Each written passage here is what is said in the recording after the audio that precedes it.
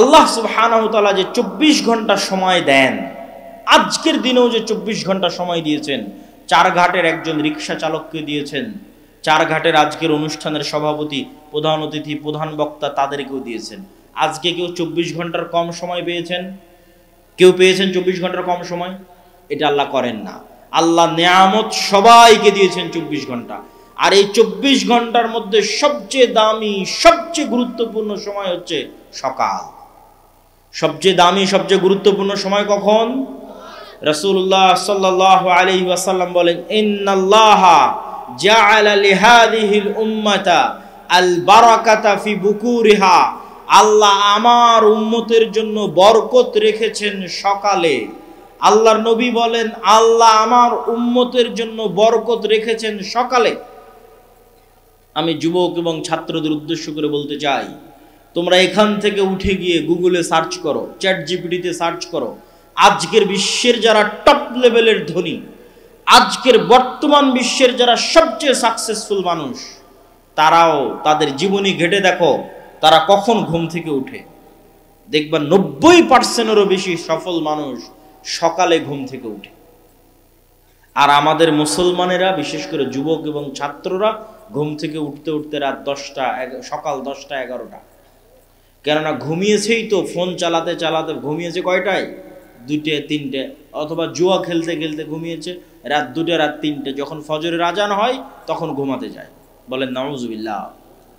তাহলে সারা দিনের সবচেয়ে বরকতময় সময় ঘুমিয়ে কাটায়। এই জন্য ইবনুল কাইয়িম রাহিমাহুল্লাহ বলছেন, আমাদের সালাফে সালেহিন লা ইয়ানামুনা বা'দা সালাতিল ফজর, আমাদের সালাফগণ ফজরের সালাতের পর ঘুমাতেন না। ওয়ালাউ ফি শিদ্দা ও ফি সফর, যদিও সফরে থাকতেন, কষ্টের মধ্যে থাকতেন তাও না। যদিও রাত জাগতেন তাও না। তাহলে রাত জাগলে কি করতেন? সফরে থাকলে কি করতেন?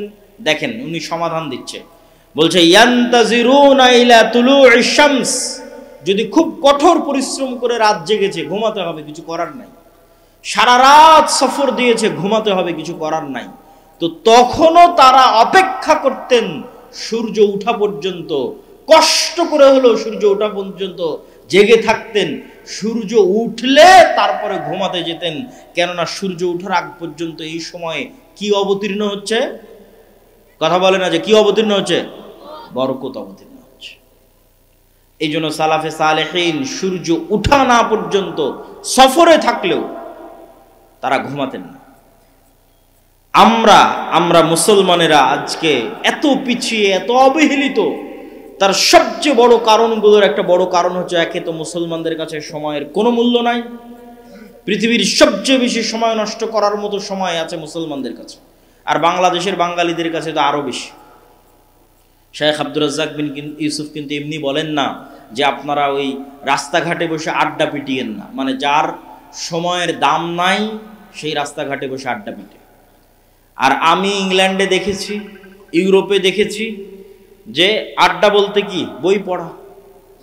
আপনি ট্রেনে সফর করবেন তাও দেখবেন মানুষ বই পড়ছে, এয়ারপোর্টে বিমানবন্দরে যাবেন বিমানে দেখবেন তাও মানুষ বই পড়ছে। আর গোটা বাংলাদেশ ঘুরলেও আপনি কোনো মানুষের হাতে বই পাবেন না যে বাহিরে কেউ কোথাও বই নিয়ে বসে আছে। বরং সব জায়গায় চলতেছে গীবত, আড্ডা, নিন্দা। আর গণতান্ত্রিক রাজনীতি এত জঘন্য, এত নিকৃষ্ট যে মানুষকে গীবত করাই শেখায়।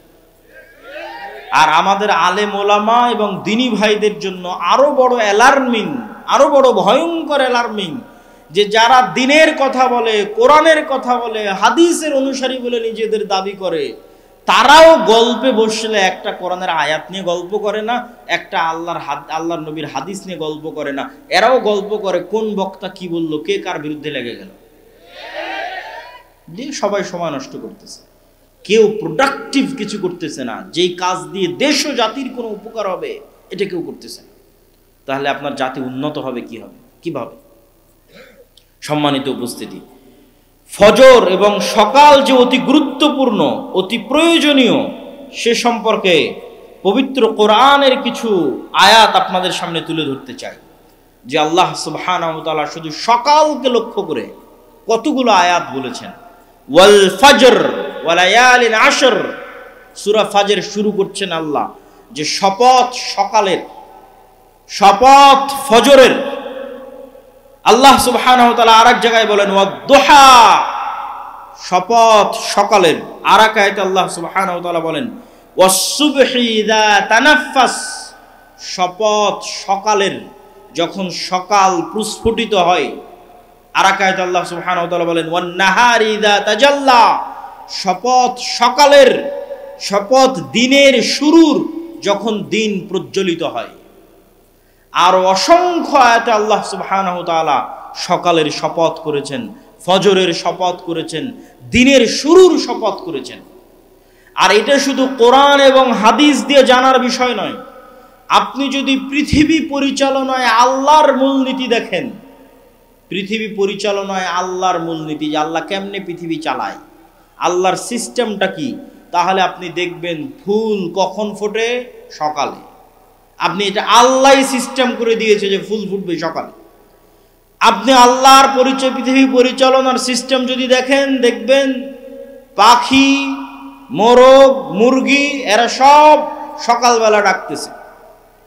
তো এরকম প্রকৃতির দিকে যদি আপনি গভীর থেকে গভীর দৃষ্টি দেন, দেখবেন আল্লাহ প্রকৃতি সাজিয়েছে এভাবে যে সারা প্রকৃতি সকালে জেগে যায়। তো যেখানে সারা প্রকৃতি সকালে জাগতেছে, আপনি নিশ্চিত থাকেন আপনার শরীরের ব্লাড সার্কুলেশন, আপনার ব্রেনের কার্যক্ষমতা ওভাবেই জাগে। আপনি বিজ্ঞানীদের কাছে যান, ডাক্তারের কাছে যান, যে চন্দ্রের উত্থান পতনের সাথে মানুষের রক্তের উত্থান পতন হয় কিনা, সকাল সন্ধ্যা এবং রাতের সাথে মানুষের ব্রেন এবং রক্ত কাজ করে কিনা, ডাক্তারেরা আপনাকে সহমত জানাবে যে হ্যাঁ, মানুষেরও প্রাকৃতিকভাবে মানুষের শরীরের রক্ত, মানুষের ব্রেন সকালে বেশি প্রোডাক্টিভ থাকে। তো সারা পৃথিবী সকালে জাগিয়ে রেখেছে আল্লাহ, আপনার শরীরকেও জাগিয়ে রেখেছে সকালে। কিন্তু আপনি জোরপূর্বক সকালে ঘুমাচ্ছেন। আপনি যদি ব্যর্থ না হন, আপনি যদি অসফল কাম না হন, আপনি যদি আপনার জীবনে আনসাকসেসফুল না হন, গরিব না থাকেন, দরিদ্র না থাকেন, অনুন্নত না থাকেন, তাহলে পৃথিবীতে আর কেউ গরিব, দরিদ্র, অনুন্নত থাকবে না। আর যদি আপনি সকালকে একবার কাজে লাগানো শুরু করেন, একবার, যে কোনো ছাত্র, যে কোনো ব্যবসায়ী, যে কোনো কৃষক, যে বলবে যে না আমি ফজরের সালাতে উঠব এবং ফজরের পরের এই সময়কে কাজে লাগাবো, তাকে ধনী হতেই হবে। এটি নিয়ম পৃথিবীর। আল্লাহ সুবহানাহু ওয়া তাআলা বলেন ফাইদা কুদিয়াতিস সালাত ফান্তাশিরু ফিল আরদ ওয়াবতাগু মিন ফাজলিল্লাহ, যখন সালাত আদায় শেষ হয়ে যায়, ফজরের সালাত, ফরজ সালাত, যখন সালাত আদায় শেষ হয়ে যায়, তোমরা আল্লাহর জমিনে ছড়িয়ে পড়ো আর আল্লাহর দয়া অনুসন্ধান করো। আবারও শুনেন, তোমরা আল্লাহর জমিনে ছড়িয়ে পড়ো, আল্লাহর দয়া অনুসন্ধান করো। ওই যে একটা ধানের বীজ বপন করেছেন, ওখান থেকে গাছ উৎপন্ন হচ্ছে, এটা আল্লাহর দয়া। পৃথিবীর প্রত্যেক ইঞ্চি জায়গায় আল্লাহর দয়া ছড়িয়ে ছিটিয়ে আছে। পৃথিবীর এমন কোনো জায়গা যেখান থেকে 1 টাকা হালাল উপায়ে অর্জন করা যাবে, ওই 1 টাকা আল্লাহর দয়া, ওইটা আল্লাহ অনুসন্ধানে বেরিয়ে পড়তে বলেছেন। ফজরের সালাতের পর আল্লাহ সুবহানাহু ওয়া তাআলা ঘুমাতে বলেননি। অতএব হে যুবক ভাইয়েরা, হে চারঘাটের মানুষেরা, আপনাদের যে লাইফ স্টাইল, জীবনের যে ধরন, এটা আপনার স্বাস্থ্যকে ধ্বংস করছে, আপনার শরীরকে ধ্বংস করছে, আপনার সময়কে নষ্ট করছে, আপনাকে গরিব বানিয়ে দিচ্ছে। এই সময়কে আপনাকে কাজে লাগাতে হবে। এই পুরো 24 ঘন্টার সময়ের মধ্যে সকালের পরের দ্বিতীয় গুরুত্বপূর্ণ সময়, একটা গুরুত্বপূর্ণ সময় আপনাদের সামনে আলোচনা করলাম সকাল, আর একটা দ্বিতীয় গুরুত্বপূর্ণ সময় হচ্ছে রাতের শেষ ভাগ।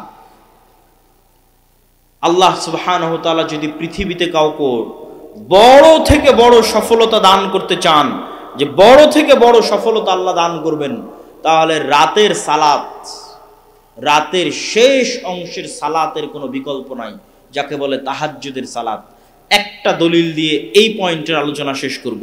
আল্লাহ সুবহানাহু ওয়া তাআলা রাসূল সাল্লাল্লাহু আলাইহি সাল্লামকে বলছেন কোরআনে, ওমিনাল লাইলি ফাতাহাজ্জাদ বিহি নাফিলাতাল লাক আসা আইয়াবআসাকা রাব্বুকা মাকামান মাহমুদা। হে মুহাম্মদ বলেন সাল্লাল্লাহু আলাইহি ওয়াসাল্লাম, আপনি অবশ্যই রাতের শেষ অংশে সালাত আদায় অবশ্যই রাতের শেষ অংশে অল্প হলেও সালাত আদায় করুন। আসা ইয়াবআসাকা রাব্বুকা মাকামান মাহমুদা, এই সালাতের মাধ্যমেই আপনার প্রতিপালক আপনাকে শ্রেষ্ঠতম মর্যাদা দান করবেন। তো আমাদের নবী মুহাম্মদ সাল্লাল্লাহু আলাইহি ওয়াসাল্লামকে আল্লাহ অনেক বড় সম্মান দিবেন। তো ওই সম্মান দেওয়ার জন্য, সম্মান পাওয়ার যোগ্য হওয়ার জন্য আমাদের নবীকে আল্লাহ বলছেন যে আপনি রাতের শেষ অংশে সালাত আদায় করুন। আগের যুগের মুসলমানদের পায়ের নিচে রোমান সাম্রাজ্য আর পারস্য সাম্রাজ্যের মতো বড় বড় সাম্রাজ্য এমনি ধুলায় ধূসরিত হয়ে যায়। তাদের কাছে ছিল কোরআনের শক্তি, তাদের কাছে ছিল রাতের শেষ অংশের সালাতের শক্তি, রাতের শেষ অংশের সালাতের চোখের পানির শক্তি এবং পাওয়ার তাদের কাছে ছিল, এবং ফজরের পরে না ঘুমানো বরকত তাদের কাছে ছিল, কোরআনের সাথে কানেক্টিভিটি তাদের কাছে ছিল। আমাদের কাছে কি আছে? আমরা জীবন যাপন করছি, ঘুম থেকে উঠছি এবং ঘুম যাচ্ছি পশুর মতো। তারপরেও যে আল্লাহ সুবহানাহু ওয়া তাআলা আমাদেরকে বাঁচিয়ে রেখেছেন, এই অবস্থায় রেখেছেন, আল্লাহর শুকরিয়া। কিন্তু আমাদের ওইরকম কোনো যোগ্যতাই নাই। আমরা ঘুম থেকে উঠছি পশুর মতো, ঘুমাতে যাচ্ছি পশুর মতো। সম্মানিত উপস্থিতি, আমরা আলোচনা করছিলাম সময়ের গুরুত্ব সম্পর্কে। এবার এই সময়ের গুরুত্বের শেষ পয়েন্ট, তারপরে আমার বক্তব্যের দ্বিতীয় অংশে চলে যাব, ইসলামী রাষ্ট্র। সময়ের গুরুত্বের শেষ পয়েন্ট হচ্ছে সময়কে আপনি কাজে লাগাবেন কিভাবে। এর ওপর আজকের আধুনিক বিশ্বে অসংখ্য বই পুস্তক তৈরি হয়েছে, যার নাম দিয়েছে ইংরেজিতে টাইম ম্যানেজমেন্ট, সময়কে ম্যানেজ করা। তো অসংখ্য বুদ্ধি, উপায়, কৌশল সব দেওয়া আছে। কিন্তু আমি আপনাকে বলবো, ইসলাম নিজেই নিজেই একটা টাইম ম্যানেজমেন্ট। ইসলাম নিজেই একটা টাইম ম্যানেজমেন্ট, আর এটা হতে হবে। কেননা আল্লাহ তো সময়কে সৃষ্টি করে ছেড়ে দিয়েছে। এই সময়ই মানুষের জীবন, এই সময়েরই আল্লাহ হিসাব নিবে। এই সময়ের মধ্যে মানুষ হারিয়ে যাবে। মহাকালের গর্ভে হাজার হাজার লক্ষ লক্ষ কোটি কোটি মানুষ হারিয়ে গেছে, আবার মহাকালের গর্ভে আমরা হারিয়ে যাবো। এই মহাসময়ই তো সব কিছু। তো এই জন্য সময়ের গুরুত্ব তো ইসলামে থাকবেই। তারপর আপনাদের বুঝানোর সুবিধার্থে বলি, ইসলামের কোন ইবাদতটা সময়ের সাথে সম্পৃক্ত নয়? আপনি নিজে বসে থেকে এখন চিন্তা করেন যে ইসলামের কোন ইবাদতটা টাইমের সাথে রিলেটেড নয়। যেমন 5 ওয়াক্ত সালাত, এটা কি সময়ের সাথে সম্পৃক্ত না সম্পৃক্ত না? না এমনি এক সময় উঠে একবারে 5 ওয়াক্ত সালাত আদায় করে নিলাম যে হয়ে গেল, এইটা কিন্তু হবে না।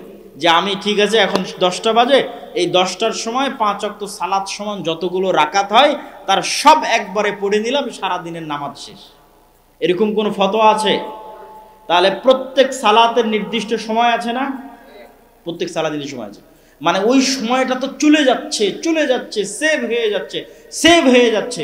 ওই সময়ের মধ্যে আপনি কি করলেন? ওই সময়টুকুর মধ্যে আপনার একটা সালাত থাকা লাগবে। আপনার জীবন থেকে একটা সময় রানিং, আল্লাহ মহাকাল সৃষ্টি করে দিয়েছে, দৌড়াচ্ছে, হাজার হাজার কোটি কোটি কিলোমিটার গতিতে দৌড়াচ্ছে, যেটা আমি দেখতে পাচ্ছি 24 ঘন্টা। এই দৌড়ানোর মধ্যে আমার একটা কাজ থাকতে হবে। সকালে ফজর, দুপুরে জোহর, বিকেলে আসর, মাগরিব, সন্ধ্যায়, রাতে এশা, এগুলো একটা করে ছুটে গেল, মানে ওই সময়টা গ্যাপ চলে গেল, মানে ওই সময়ে আর আমার নামে কোনো নামাজ নাই, গ্যাপ। সময় কিন্তু সেভ হয়ে গেছে, সময় কিন্তু পার হয়ে গেছে, কিন্তু আমার নামে কোনো সালাত নাই।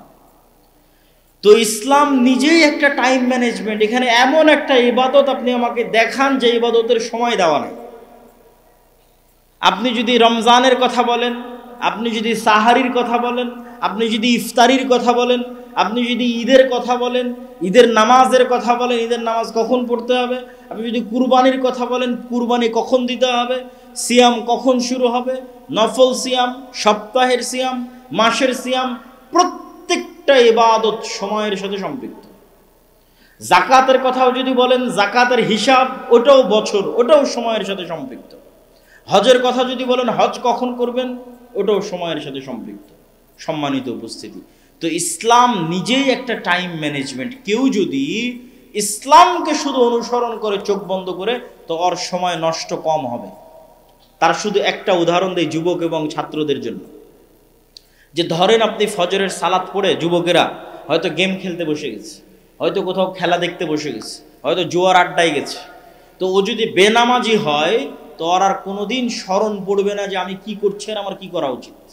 একটা মুভি দেখতেই সারাদিন পার হয়ে যাবে, একটা সিরিয়াল একের পর এক দেখতেই সারাদিন সারা রাত পার হয়ে যাবে। কিন্তু ওর যদি নামাজের বিষয়ে সচেতনতা থাকে, তাহলে জোহরের যখন আজান হবে ওকে উজু করতে হবে, ফ্রেশ হতে হবে, মসজিদে যেতে হবে। ও অন্তত একটা ভাবার সময় পেল, কিরে সকাল থেকে তো সব সময় নষ্ট করলাম, এখন কি করব জোহরের পরে। ঠিক আছে, জোহরের পর আবার সময় নষ্ট শুরু করলো, এবার আসরের সময় আজান হলো, উজু করলো, মসজিদে গেল, আবার চিন্তা করার সুযোগ পেল, এতক্ষণ কি করলাম এখন কি করব। আবার মাগরিবের সময় চিন্তা করার সুযোগ পেল, এতক্ষণ কি করলাম এখন কি করব। আবার এশার সময় চিন্তা করার সুযোগ পেল, এতক্ষণ কি করলাম এখন কি করব।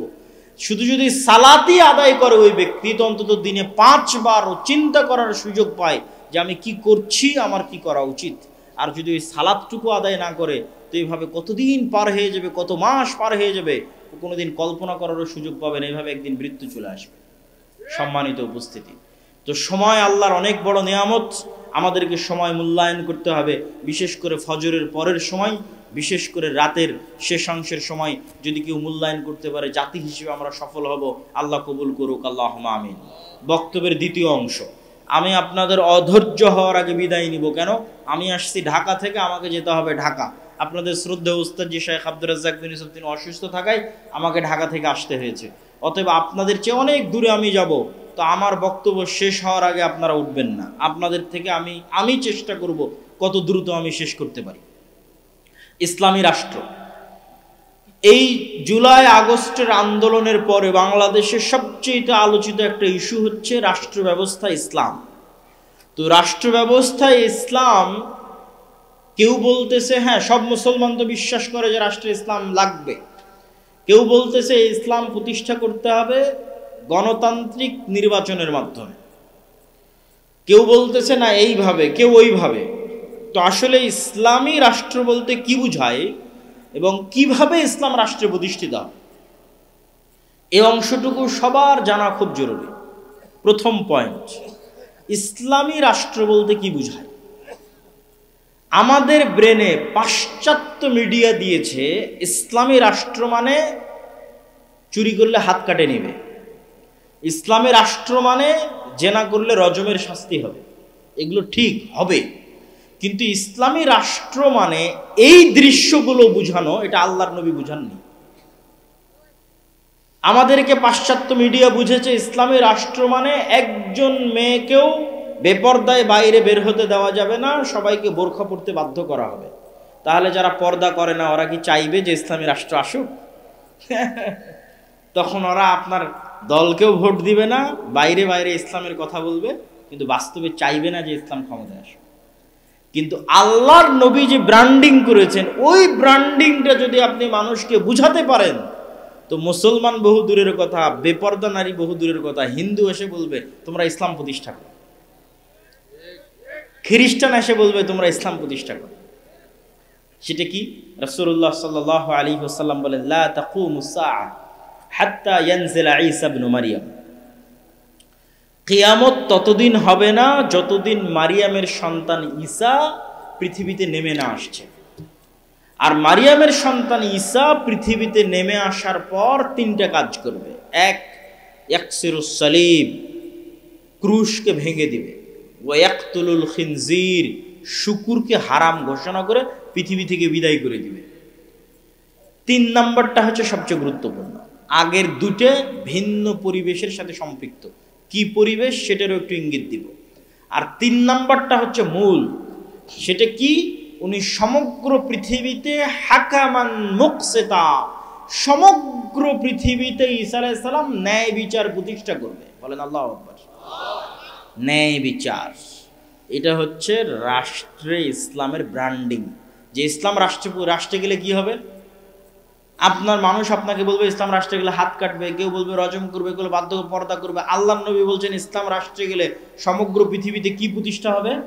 ন্যায় বিচার প্রতিষ্ঠা হবে। মানে একজন মানুষও মাজলুম থাকবে না, একটা হিন্দু মাজলুম থাকবে না, একটা কুকুরও মাজলুম থাকবে না।